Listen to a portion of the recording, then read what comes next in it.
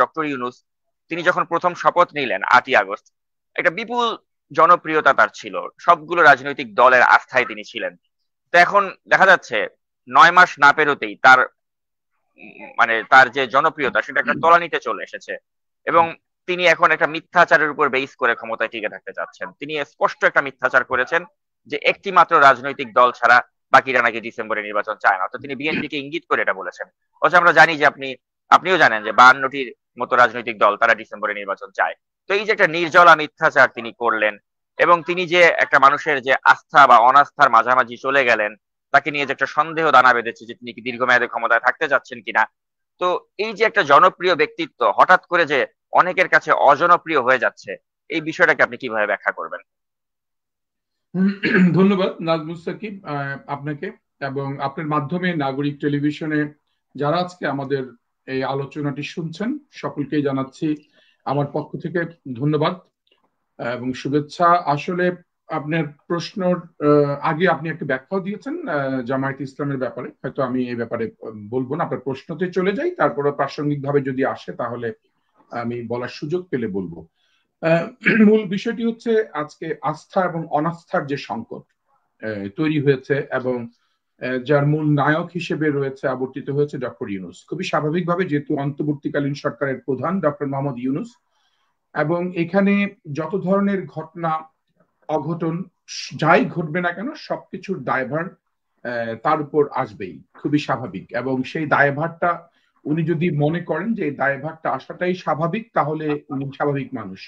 আর যদি উনি মনে করেন যে না, কোনো দায়ভার আমার আসতে পারবে না, আমি শুধুমাত্র ক্ষমতাটা গ্রহণ করব এবং ক্ষমতার স্বাদ নিব, এবং সেখানে আমি আমার কিছু জিনিস চাপিয়ে দিব জাতির উপরে, এবং সর্বোপরি আমি যখন চাইবো তখন নির্বাচন করব, আমার আমার উপর ডিপেন্ড করবে আমি কখন কি চাই, এই সবকিছু যদি এভাবে দেখেন তাহলে উনার রাজনৈতিক ভাবে যে উনার এই অভিষেক হওয়া, মানে যেহেতু আমরা যতই বলি উনি রাজনৈতিক ব্যক্তি না, উনি রাজনীতি করার আকাঙ্ক্ষা ওনার মধ্যে ছিল বলেই উনি রাজনৈতিক দল গঠন করেছিলেন, ওনার মধ্যে রাজনৈতিক আকাঙ্ক্ষা ছিল বলেই এই ক্ষমতাটায় উনি এসেছেন। এবং সবকিছুর আকাঙ্ক্ষা কারো উচ্চারণ হয় খুব স্পষ্ট এবং কারো উচ্চারণ হয় খুবই ডিপ্লোমেটিক, যে খুবই মানে সুচতুর ভাবে এগুলো করার চেষ্টা করে।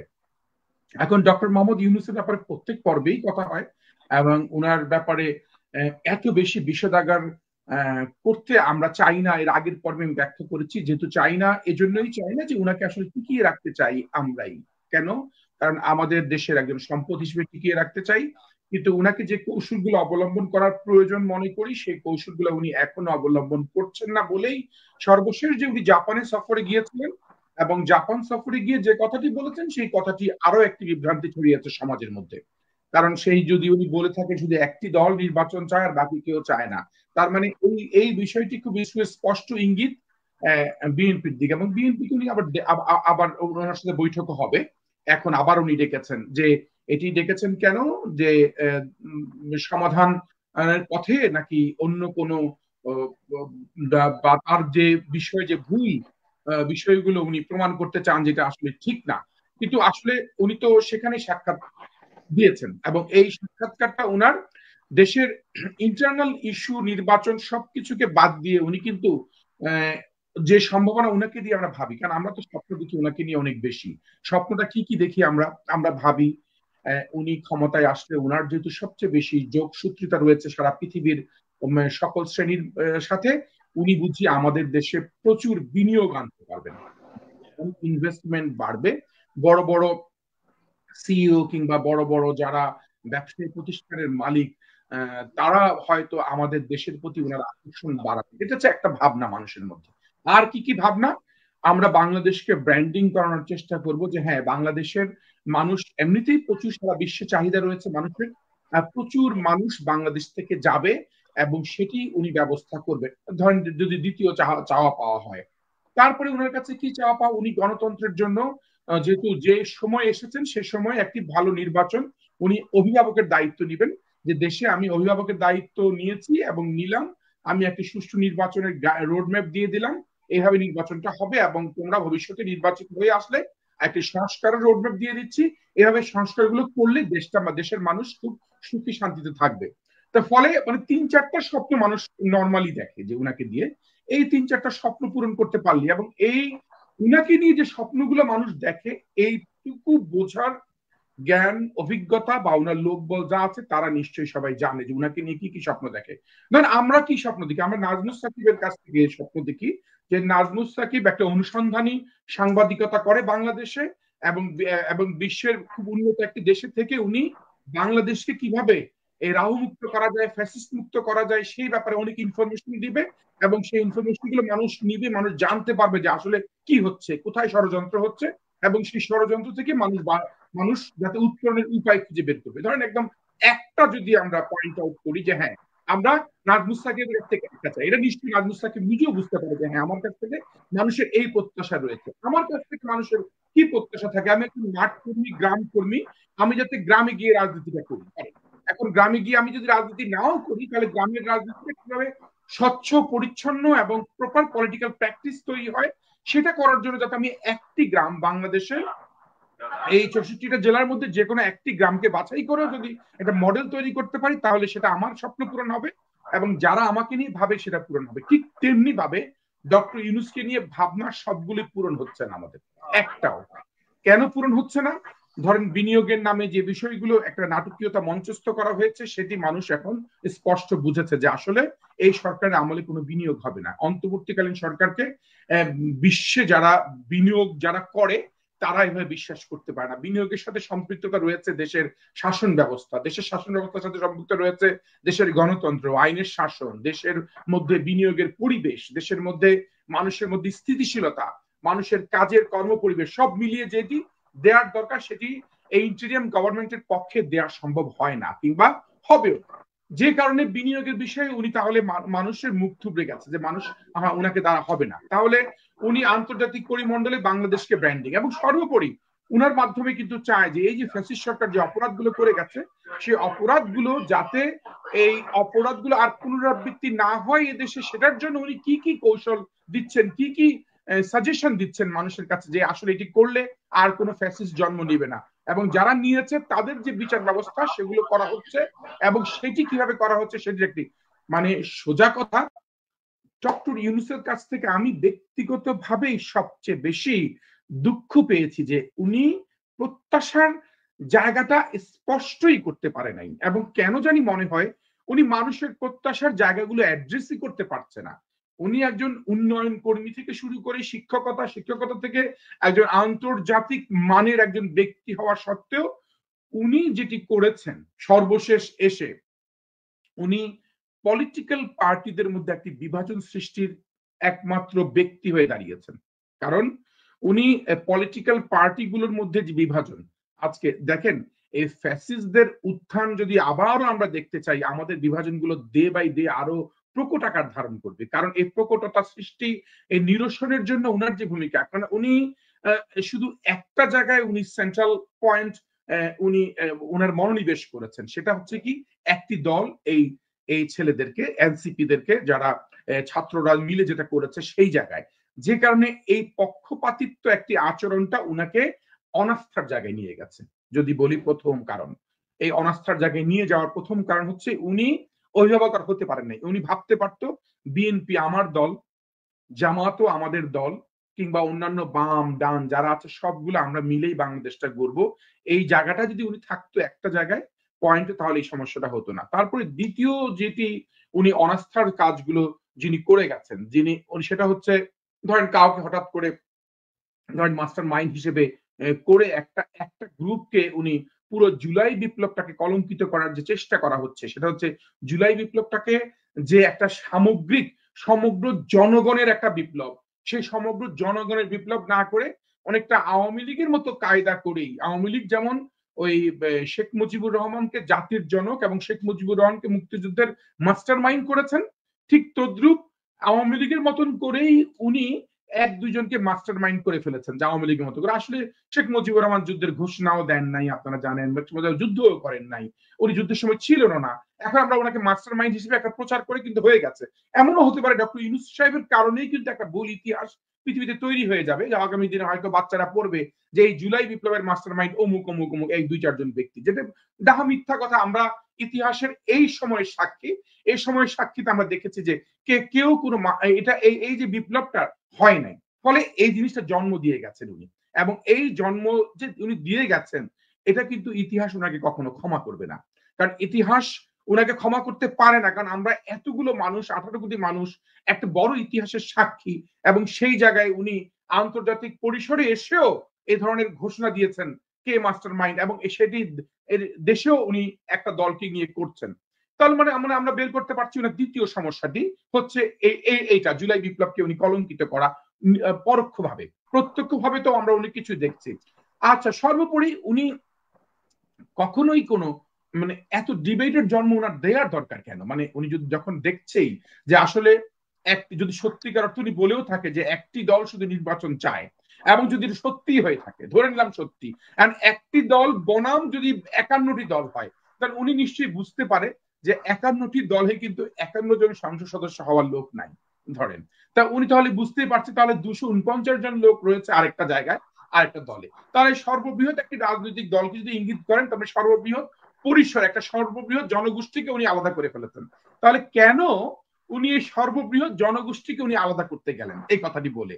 এই সর্ববৃহৎ জনগোষ্ঠীকে যদি আলাদা সত্যিকার উনি করেও থাকেন, তাহলে উনি কি এর একটা রিপ্লাই তৈরি করেছেন যে আসলে তো ওরা যদি চাচ্ছেই আমরা দেই না। আমি আমি আমি ঠিকই আমার, আমি যদি উনি যদি খুব ইগোইস্টিক, খুব ইগো মনে করেন যে না আমি একজন দেশের প্রধান উপদেষ্টা, আমি যেটা চাইবো, যেটা আমি আশা করব সেটা হবে না, সেটা কিভাবে হয়, সেটা যদি উনি ভাবেও, বা এ ধরনের একটা সমস্যা ওনার মধ্যে তৈরিও যদি হয়, তাহলে উনি চিন্তা করতে পারে যে ঠিক আছে, আমি দিলাম না তোমাদের কথাই ডিসেম্বর, আমি জানুয়ারিতে দিলাম। আচ্ছা, জানুয়ারিতে দিয়েও যদি উনি এখন একটা রোড ম্যাপ করে দিত যে ঠিক আছে, আমি মনোনয়ন পত্র প্রত্যাহার পর্যন্ত এবং নির্বাচনের তারিখ পর্যন্ত এই ধরনের একটি রোড ম্যাপ তারিখ অনুযায়ী, এটা আমি আগে বারবার বলছি, এটা দিয়ে দিলে কিন্তু অনেক সমস্যা, অনেকে কিন্তু আর কথা বলার সুযোগ থাকে না যে ভাই আপনারা কেন ডক্টর ইউনূসকে এত বারবার চাপে রাখছেন। উনি যেখানে রোড ম্যাপ দিয়ে দিয়েছে সেই জিনিসটা উনি স্পষ্ট করতে পারে শুধু শুধু উনার 2 ঘন্টার কাজ, নির্বাচন কমিশনের সাথে কথা বলে ডেকে, এবং যদি অন্যান্য রাজনৈতিক জনাব নয়ন দলগুলোকে বাঙালি, তো এক্ষেত্রে আমি একটু সাংবাদিক শাহেদ আলমের আজকের একটি ভিডিও সূত্র ধরে আপনাকে একটা প্রশ্ন করতে চাই, সম্পূরক প্রশ্ন। শাহেদ আলম তিনি দাবি করেছেন যে আগামীকাল বিএনপির সাথে তার যে একটা মানে পূর্ব নির্ধারিত যে একটা মিটিং রয়েছে ডক্টর ইউনূসের সাথে, এই মিটিং এর মাধ্যমেই নাকি ভবিষ্যৎ নির্ধারিত হতে যাচ্ছে, যে এই মিটিং এর মাধ্যমেই আমরা জানতে পারবো যে আদৌ তিনি একটা শিডিউল ঘোষণা করবেন কিনা এবং রোডম্যাপ ঘোষণা করবেন কিনা। যদি তিনি রোডম্যাপ ঘোষণা না করেন, তাহলে তার সামনে আর একটি অপশন থাকবে, সেটা হচ্ছে পদত্যাগ করা। এটাই শাহেদ আলম দাবি করেছেন যে আইদার ডক্টর ইউনূস তিনি পদত্যাগ করবেন, অথবা তিনি বিএনপির সাথে সাক্ষাতের পর তিনি একটা রোডম্যাপ ঘোষণা করবেন। এই দুটোর বাইরে অন্য কোনো অপশন তিনি দেখছেন না। আপনি কি শাহেদ আলমের এই অ্যানালাইসিসের সাথে আপনি একমত? না, আমি এখন পর্যন্ত যে স্ট্যান্ড রয়েছে ডক্টর মোহাম্মদ ইউনূসের, ওনার স্ট্যান্ডটা এখন পর্যন্ত কিন্তু খুব স্পষ্ট না। মানে এখন পর্যন্ত হ্যাঁ, আমরা আমরা আশা করছি যে যেহেতু যে বৈঠকটা, যেহেতু আমরা আমাদের স্থায়ী কমিটির সদস্য সালাউদ্দিন সাহেবের বক্তৃতায় আমরা জেনেছি যে হ্যাঁ, যে উনাদেরকে আবার ডেকেছে, জাপান সফর শেষ করে আসার পরে আবার আবার বৈঠক করতে চেয়েছে, এবং ওনার কাছে কিন্তু অপশন আমি মনে করি 2টা অপশন তো বলার সুযোগ নেই, একটাই অপশন নির্বাচনের রোডম্যাপ করা, রোডম্যাপ দেয়া।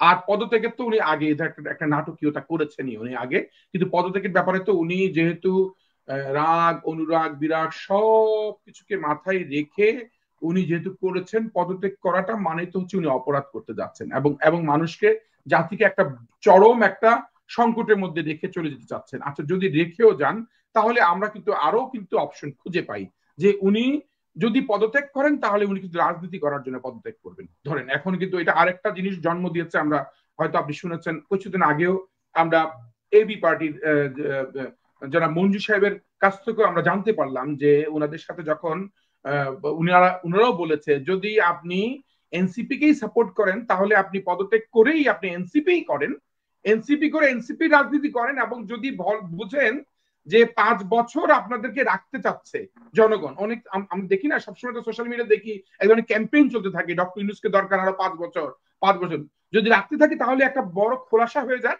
যে ঠিক আছে, উনি একটি রাজনৈতিক দল যেহেতু যেটা করতে পারে নাই, এখন যেটা সুতরাং করেছে সেই দলের দায়িত্ব নিয়ে উনি নির্বাচনে আসুক, নির্বাচনে এসে প্রতিদ্বন্দ্বিতা করে নির্বাচনের মাধ্যমে নির্বাচিত হোক। আচ্ছা, যদি এখানেও অপশন দিয়ে দিই, এখানে আরো একটি সাব অপশন হয়ে যাক হ্যাঁ আমরা তো ভাবতে পারি যে ওনার তো দল বেশি পাবে না, 5টা 7টা 6টাও পাই কিনা। যদি উনি পেয়েও যায়, সেখানে যেহেতু একটা জাতীয় সরকার গঠন করার জন্য সকল রাজনৈতিক দলেরও একটা স্বপ্ন আছে, ইচ্ছা আছে, ইচ্ছা ব্যক্ত করেছে, সেখানেও ডক্টর ইউনূসকে কাজে লাগানোর সুযোগ আছে। যে ঠিক আছে, ডক্টর ইউনূস যেহেতু ক্ষমতায় থাকতে চায়, দায়িত্ব নিয়ে চালাতে চায়, এবং জীবনের শেষ দিন পর্যন্ত উনি কোনো না কোনো ক্ষমতা নিয়ে যদি থাকতে চায়ও, তাহলে সেই সুযোগ উনাকে আবারও সেই জাতীয় সরকারের অবয়বে রেখেও উনাকে কিছু মন্ত্রণালয় দিয়ে, কিছু দায়িত্ব দিয়ে, এবং সর্বোচ্চ জায়গায় দায়িত্ব দিয়েও কিন্তু করার পরিকল্পনা।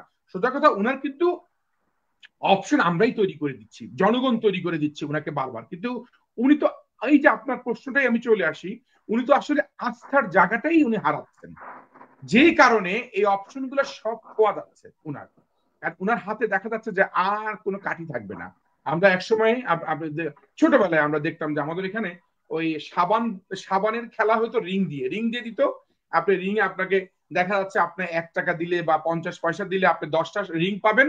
সেই 10টা রিং পেয়ে আপনি যটা সাবানের উপরে দেবেন, আপনি যে কয়টা ধরতে পারেন। আপনার রিং যখন সব শেষ হয়ে যাবে, আপনি একটা ধরতে পারবেন না, তখন কিন্তু আপনার স্বপ্ন ভঙ্গ হয়ে যাচ্ছে। উনার হাতে কিন্তু অপশন 10টা রিং ছিল, যে দিয়ে উনি ইচ্ছা করলে এক এক এক এক করে অনেক কাজ করতে পারতো। উনার হাতে কিন্তু সব অপশন আস্তে আস্তে পাওয়া যাচ্ছে। কারণ কি? একটা কারণ, অনাস্থা। এবং এই অনাস্থাটা উনি নিজেই সৃষ্টি করেছেন।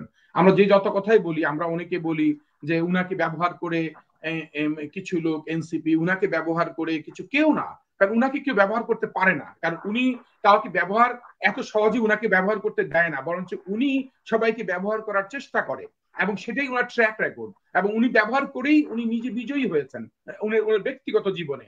এবং উনি বাংলাদেশের সবাইকে ব্যবহার করার চেষ্টা চেষ্টা যদি করে থাকেন, এবং সেটা যদি পজিটিভলি না করেন, তাহলে কিন্তু উনি সব অপশন হারাচ্ছেন। এবং এই অপশনগুলো হারানোর কারণে আজকে উনি অনাস্থার জায়গায় রয়েছেন। উনি আজকে, আমরা দোষ দিই সব সময়। এক সময় আসিফ নজরুলকে দোষ দিতাম, এই উনি বুঝি সব করাচ্ছে, সেটা থেমে আসছে। আবার আমরা আপনার টেলিভিশনে আমরা অনেকবার দেখেছি যে যে অনেককেই বলতে শুনেছি, তারপর সেখান থেকে চলে আসছে। আবার এখন আমরা খলিলের দিকে, ডক্টর খলিল সাহেবের দিকে আমাদের নজর। তারপরে আমরা কখনো নাহিদ, কখনো আসিফ। কিন্তু আলটিমেটলি আমি বলতে চাই, কারণ সবাইকে তো আর এত আমরা চিনি না, সবাই সম্পর্কে আমাদের, এবং সবার ভবিষ্যৎ কোনো রাজনীতি আছে কিনা আমরা জানিও না, কারণ জনগণের সাথে তাদের সম্পৃক্ততা নাই। কারণ খলিল সাহেবের আজকে যদি চাকরি শেষ হয়ে যায়, উপদেষ্টাগিরি শেষ হয়ে যায়, কালকে উনি আবার দেশের বাইরে চলে আসবেন, খুবই স্বাভাবিক। আবার উনি আগে, কারণ উনার তো সেই যদি হতো যে হ্যাঁ ওনার কোনো জনগণের সম্পৃক্ততা আছে, হ্যাঁ আমরা আলোচনা সমালোচনার জন্য হয়তো একটা মানুষের বিরুদ্ধে অনেক কথাই বলে যাচ্ছি, কিন্তু সর্বজেয় নায়ক হচ্ছেন, সবার নাটের গুরু হচ্ছেন ডক্টর ইউনূস সাহেব। এবং আমরা কিন্তু উনাকে প্রায় মাইনাস করেই কথা বলি, না ইউনূস সাহেব ভালো। হাসিনা মার্কা আমরা অনেক সময় চিন্তা করি আর কি। দেখবেন হাসিনার সময় আমরা সবাই, না আপাকে ভুল বুঝিয়ে, আপা জানতো না, আসলে সব নাটের গুরু সে। কিন্তু আমরা সবসময় ঠিক তদ্রুপ এখন এমন ঘটনাই আমরা মাঝে মাঝে করি। আমরা নিজেরাও ভাবি যে না, ডক্টর ইউনূস তো সবার ঊর্ধ্বে, উনাকে নিয়ে আমরা সমালোচনা না করি। কিন্তু আমরা আজকে বলতে আমি বাধ্যই হচ্ছে অনেকটা, যে উনি সব অপশন হারাচ্ছেন। উনি যে বিএনপির সাথে বসবেন, বিএনপির সাথে বসে উনি যদি স্পষ্ট রোডম্যাপ না দেন, হয় উনি বলবেন যে ঠিক আছে আমি রাজনীতি করছি, আমাকে যদি জনগণ চায় তাহলে আমি নির্বাচন করে রাজনীতি করি, তাহলে তোমরা অল্টারনেটিভ পথ খুঁজে নাও, সেটা একটা ব্যাপার। আর নাহলে উনি রোডম্যাপ দিবেন। আর রোডম্যাপও যদি উনি দিতে ব্যর্থ হন, তাহলে যদি উনি কোনো চতুরতা করেন, উনি যদি অন্য কোনো বিষয় উপস্থাপন করেন, তাহলে বুঝতে হবে বাংলাদেশে আগামী দিনে মানুষ যে সংখ্যা করছে, সংখ্যাটি করার কথা না। এবং আমরা তো বিশ্বাসই করি যে আসলে উনি জুনের বেশি থাকবেন না। এটা কিন্তু উনি এই জিনিসটা যে করছেন, এটা কি উনার জেদ, বা এটা কি উনার ইগো? এটা কি থাকার তো কোনো কারণ নাই, উচিত ছিল না। ফলে উনি উনি যদি শঙ্কাও করেন যে দেখো রে ভাই, ডিসেম্বরে হলে আমাদের এই এই বিনিয়োগটা হওয়ার কথা ছিল, যে বাংলাদেশ আজকে উন্নয়নের সাগরে ভেসে যাবে ডিসেম্বরের 17 তারিখে বা 20 তারিখে, কিন্তু তোমরা এই ভুলটা করো না, 20 তারিখ পর্যন্ত সুযোগটা দাও। যদি এ ধরনের কোনো বিষয় থাকতো যে না, তখন জনগণ বুঝতো আসলে তাই তো, উনি তো ডিসেম্বরে 20 তারিখ থাকলে তো উনি খুব ভালো কাজে দিত। কিন্তু কেন আমরা বিএনপি এমন অস্থির হয়ে যাচ্ছি? আসলে উনি একটি দলকে সিঙ্গেল আউট করে ভেবেছে বিভাজনটা আরো বাড়ানো যাবে, কিন্তু সম্ভব হচ্ছে না, এবং সম্ভব হবেও না। ফলে কি হয়েছে, একটা ষড়যন্ত্র তৈরি হচ্ছে, যে ষড়যন্ত্র আপনি উদ্ঘাটন করেছেন বা আপনার টিম উদ্ঘাটন করেছে। ধরেন একটি অংশ, আজকে জামাতের যে দোহারের বৈঠক, ধরেন এটা একটা, ধরেন যদি এটি সত্যিকার অর্থে হয়ে থাকে এবং উনি যদি অস্বীকার করে থাকে তার ভুল, উনি অবশ্যই ভুল করেছেন বা অপরাধ করেছেন। কারণ বিদেশে যেতেই পারে একটা রাতের জন্য, দোহারে যাওয়া আসা বাংলাদেশে, এবং সেখানে জনগণ জানতে না পারা, কারণ উনি এমন না যে উনি যদি ভাবে যে আমাকে টেলিভিশনে দেখা যাচ্ছে প্রতিদিন, প্রতিদিন দেখাও যাবে। হ্যাঁ, সন্ধ্যার পরে চলে গিয়ে পরদিন সকালবেলা চলে আসলে প্রতিদিন তো দেখাই যাবে তাকে টেলিভিশনে। অতএব সেটি যদি বলে, এবং এইটা ধরনের, আমরা তো প্রায় জানি Jamaat Islam plan A, plan B, plan C, এই ধরনের সিস্টেমই তারা পলিটিক্স গুলো সবসময় করে থাকে, এবং তারা সবসময় একটা অল্টারনেটিভ অপরচুনিটি তারা বের করে রাখে, যে কারণে ওনারা কখনো বেগম খালেদা জিয়ার সাথে দেখা করে আসে। যদিও উনি অসুস্থ বাংলাদেশেও ছিলেন, অসুস্থ বাংলাদেশে দেখতে আসেন নাই, তো ওখানে চলে গেছেন যাতে ওখানে গিয়ে আরো খোলামেলা কথা বলা যায়, বা আরো কিছু গোপনীয় কথাবার্তা বলার সুযোগ থাকে, দুইটার মধ্যে একটা। তারপরে ওনারা সেনাবাহিনীর প্রধানদের সাথে দেখা করে, তারপরে মানে ওনারা তো এই প্ল্যান গুলো চালিয়ে যাচ্ছেন। এই প্ল্যান গুলা যে চালাচ্ছেন, সে চালাচ্ছেন, এগুলো যদি আমরা ষড়যন্ত্রের চোখে দেখি, তাহলে ওনারা সেই ষড়যন্ত্রটা উন্মোচন করবে যে না, এটা ষড়যন্ত্র না, এটা প্রগতির পথের কথা, এটা একটা পজিটিভ দৃষ্টিভঙ্গি দিয়ে কথা, সেটা বলতেই পারেন। এবং উনি এটাকে চুরি করার কিছু নাই, অস্বীকার করার কোনো কারণ নাই। উনি বলতেই পারেন, হ্যাঁ আমি গিয়েছি দোহারে, গিয়ে বসেছি, স্টেট ডিপার্টমেন্টের সাথে কথা বলেছি, এবং কথা বলাটা যৌক্তিক ছিল, প্রয়োজন ছিল, দেশের স্বার্থেই কথা বলেছি, এই কথাগুলো বলেছি, সেখানে তো কোনো সমস্যা। সেখানে কিন্তু আর আপনারও কোনো কথা বলার কোনো সুযোগ থাকে না যে না উনি তো স্বীকারই করেছেন, বলেছেন গিয়েছি। কিন্তু যতক্ষণ পর্যন্ত স্বীকার না করবেন এবং যতক্ষণ পর্যন্ত এই বিষয়গুলোকে ধামাচাপা দেওয়ার চেষ্টা করবেন, ততক্ষণ পর্যন্তই আমরা এবং আপনারা এবং সবাই আমরা ভাববো এটা একটি ষড়যন্ত্রের পার্ট। এবং সেই ষড়যন্ত্রের পার্টের সাথে তখন কিন্তু আমরা ভাববো যে সরকারের সম্পৃক্ততা কিনা, এবং সরকার যুক্ত যদি থাকে, তাহলে সেটাও কিন্তু আমরা আবারও সে আঙ্গুলি উঠবে ডক্টর ইউনূস সাহেবের দিকেই। অর্থাৎ সব মিলিয়ে আমি মনে করি ডক্টর ইউনূস সাহেব আমাদের অভিভাবকের জায়গায় থাকার প্রয়োজন ছিল, এবং এখনো আছে, কিন্তু সেটি উনি হারাচ্ছেন অপশনগুলো, এবং উনি প্রতিনিয়ত আস্থার জায়গা থেকে অনাস্থার জায়গায় ধাবিত হচ্ছেন।